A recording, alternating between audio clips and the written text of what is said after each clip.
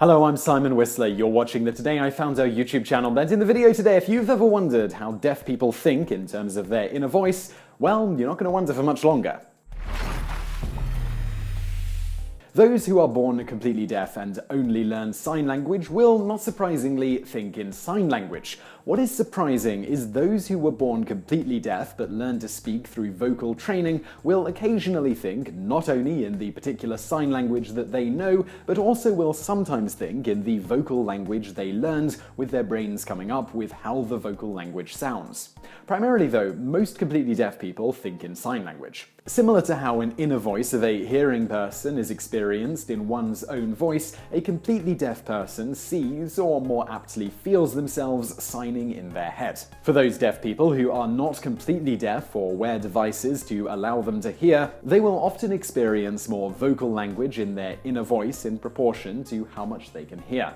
Interestingly, deafness is significantly more serious than blindness in terms of the effect it can have on the brain. This isn't because deaf people's brains are different from people who can hear in terms of mental capacity or the like, rather it is because of how integral language is to how our brain functions. To be clear, language here not only refers to spoken languages, but also to sign language. It is simply important that the brain has some form of complex language it can fully comprehend and turn into an inner voice in order to drive thought. More specifically, language is integral in such brain functions as memory, abstract thinking, and, fascinatingly, self-awareness. Language has been shown to literally be the device driver, so to speak, that drives much of the brain's core hardware. Thus, deaf people who aren't identified as such very young, or that live in places where they aren't able to be taught sign language, will usually be significantly handicapped mentally until they learn a structured language, even though there is nothing actually wrong with their brains. The problem is even more severe than it may appear at first because of how important language is to the early stages of development of the brain. Those completely deaf people who are taught no sign language until later life will often have learning problems that stick with them throughout their lives, even after they've eventually learned a particular sign language. It is because of how integral language is to how our brains develop and function that deaf people were long thought of as inherently mentally handicapped and unteachable. In fact, until around the 1970s, it was still widely thought that the majority of deaf people were at least mildly mentally handicapped. So how could this be when they had various sign languages and even vocal training to allow their brains to develop and function properly? The problem stemmed from the fact that it was decided at the International Congress on Education of the Deaf that took place in 1880 in Milan that deaf people should not use sign language. Rather, they should be forced to use spoken language almost exclusively. This seems reasonable enough on the surface, as deaf people are fully capable of learning spoken language, and this would allow them to more completely integrate into the hearing world, which is what spurred these educators to make this momentous decision. The problem with this was only recently discovered, and indeed, many of the negative implications are only just now being understood. It turns out, while there are certainly exceptions, most completely deaf people who are forced to use only spoken language are only slightly better off than those who know no language in terms of the development of certain brain functions.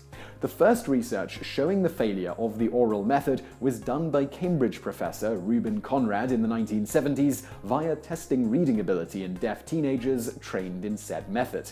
He discovered that while the average fully deaf teenager could read individual words at about an 8-year-old level, they read without much understanding, particularly when it comes to taking in the meaning of a full sentence. The problem was that they had not adequately been able to develop an inner voice due to being restricted to oral language which they could not hear. Thus, without the inner voice, there was no auditory imagery to linger in short-term memory while they took in the whole sentence. In the general case, the fully deaf taught only the oral method do gain significantly more sense of self and better memory and the like over those who have no language at all, but in this state they will never fully reach their brain's potential, as in when they learn sign language. The leading theory behind why those completely deaf people taught only vocal language don't properly develop an inner voice is that without being able to associate sounds with the phonemes and complete words, the language is too abstract, and a brain without language already struggles with things that are abstract.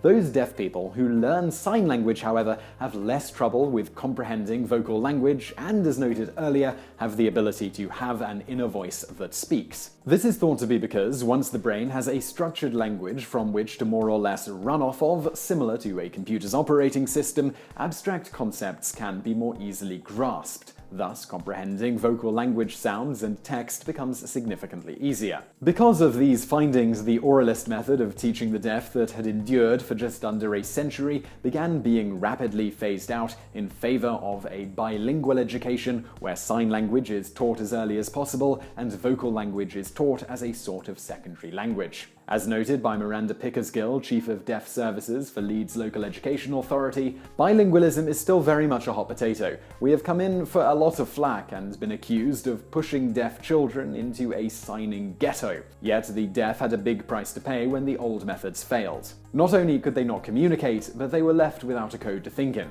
We can no longer ignore what the research tells us. So I really hope you found that video interesting. If you did, please do hit that thumbs up button below and don't forget to subscribe if you haven't already. Also, over there on the right, a couple of other videos that you might enjoy if you enjoyed this one. And thank you for watching.